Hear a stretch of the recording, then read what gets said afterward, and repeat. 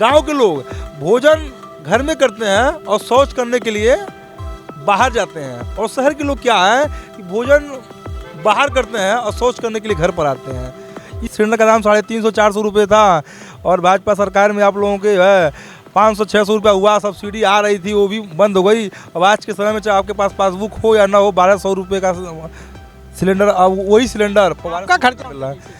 संत महात्मा आदमी है, कभी इनके यहाँ भोजन कर लेते, हमारी इतनी औकात कहाँ है कि हम 1200 रुपये का सिलेंडर। वही लोग जहाँ भोजन वोजन करते हैं वही बताते हैं महंगाई है। महंगाई है भाई, गैस भरवा हो रहे हैं, साग सब्जी वो लेके आ रहे हैं।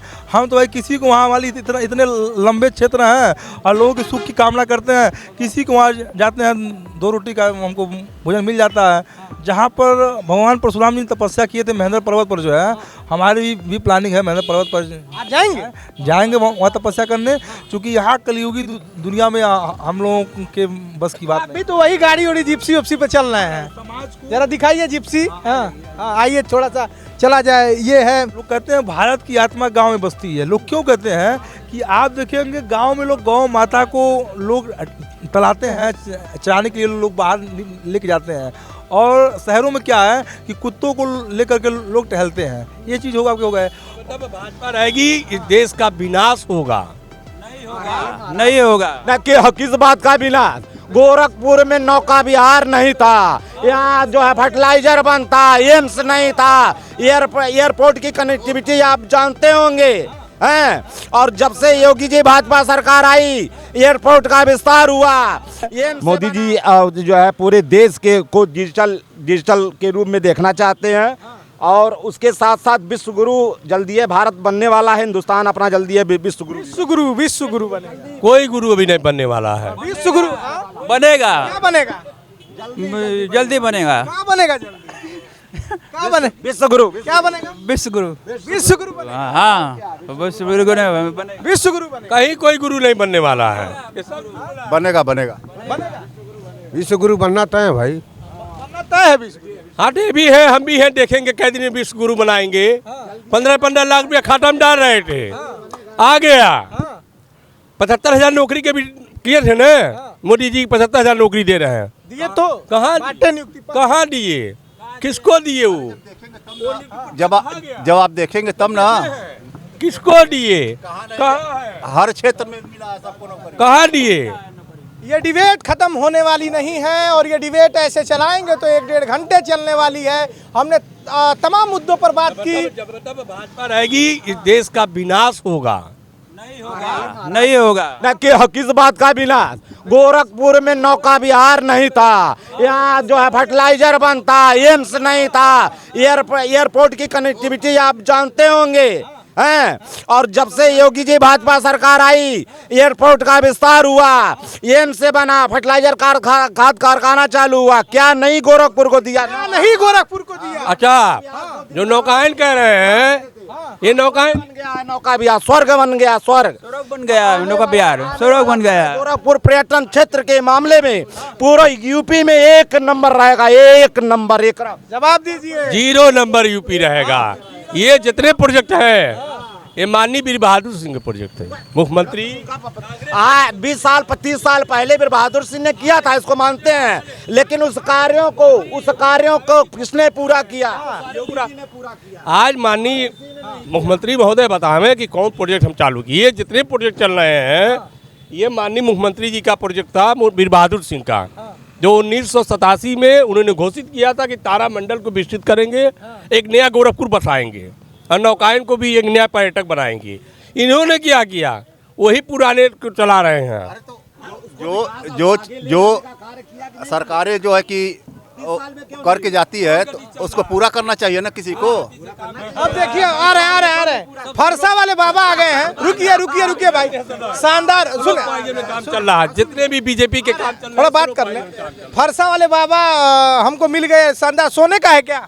नहीं, सोने का नहीं, ये तो पीतल का है। तो ये एकदम धारण और ये फरसा उरसा लेके चल रहे हैं, क्यों? देखिए, ये हमारे संस्कृति और संस्कार में हम जिसके वंशज हैं, वो हैं परशुराम भक्त, और हम सदैव परशुराम जी के भक्त हैं। उन्हीं के लिए जीते हैं, उन्हीं के लिए मरते हैं। और जब जब पृथ्वी पर अत्याचार बढ़ा है, किसी किसी रूप में भगवान प्रकट हुए हैं, इसीलिए वो आरती भी है, भय प्रकट कृपाला दीन दयाला कौशल्या हितकारी हर्षित महतारी मुनि मनहारी अद्भुत रूप विचारी। तो इसलिए है कि आप पृथ्वी पर जैसे जैसे, और आप कहीं भी लोगों से सुनते होंगे कि अरे यार दावत देंगे, तो दावत में उनका मीट मछली दारू यही सब रहता है। इसका मतलब है कि धीरे धीरे कलयुग का प्रकोप और पनीर होने लग जाता है, सब्जी पनीर बहुत कम में लोग करें, जो हमारे जैसे कुछ आप जैसे कुछ सात्विक तरह के जो लोग होते हैं।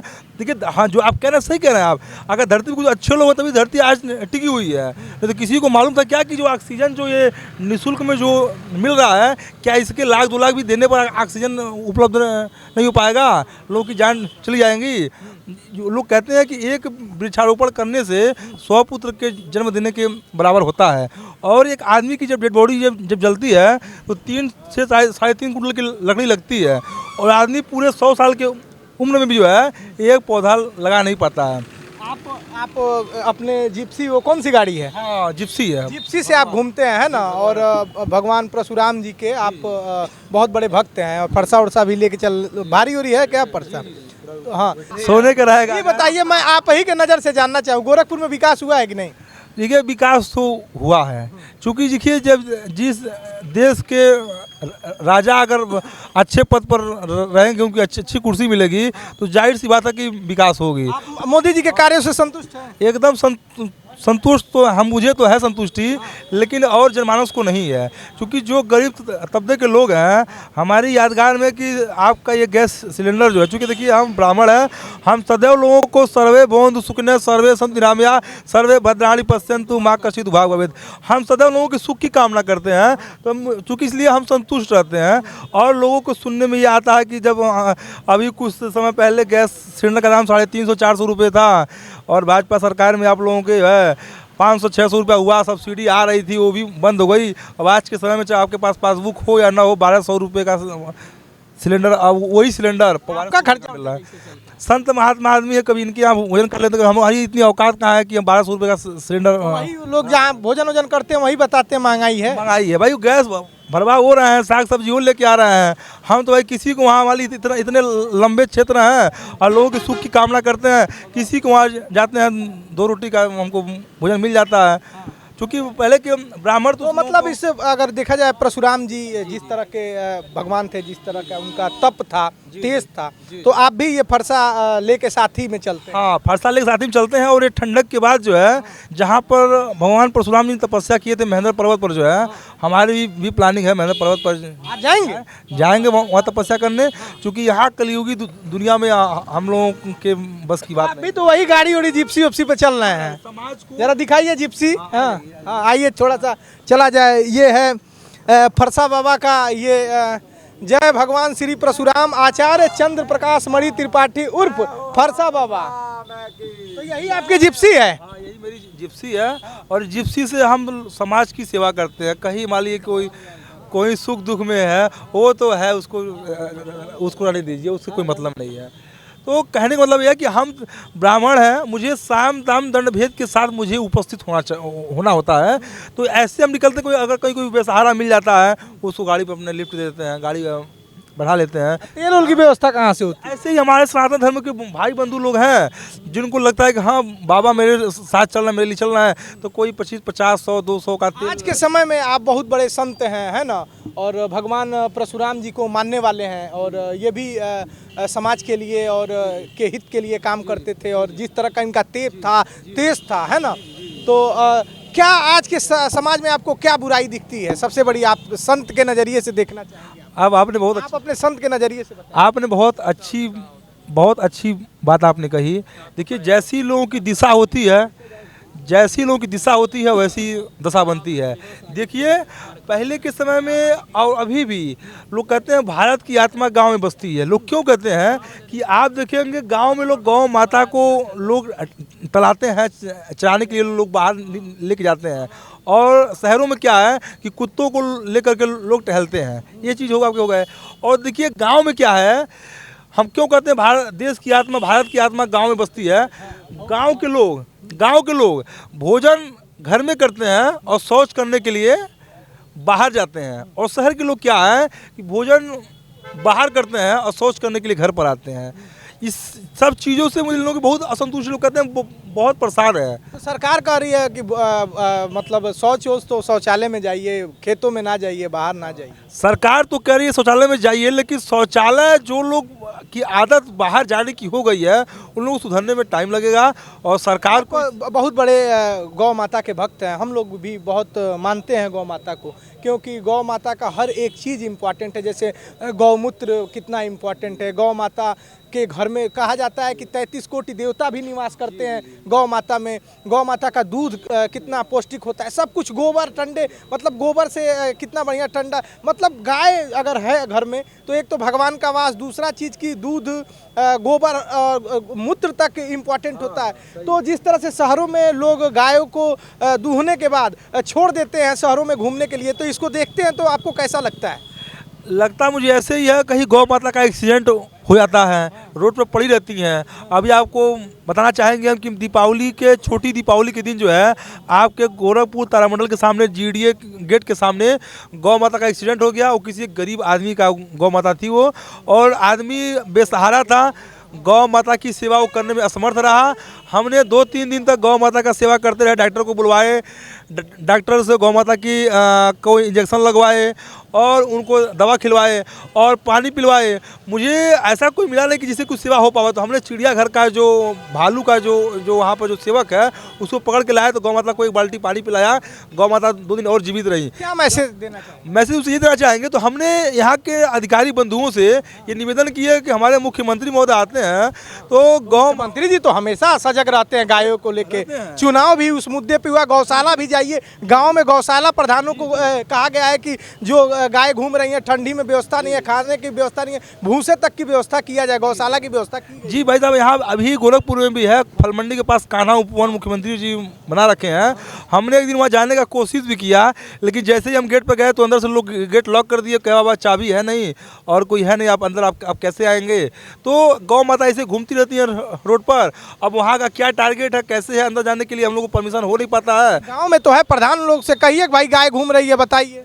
गांव में तो ऐसे भी खाली जगह है, गौ माता चर लेती हैं, खा लेती हैं, और लोग मेहनती लोग हैं और उसका लोग पालन पोषण लोग ठीक ढंग से लोग कर लेते हैं। लेकिन शहर में इस चीज़ की मैसेज क्या देना चाहते हैं जो लोग गाय को दूह के छोड़ देते हैं?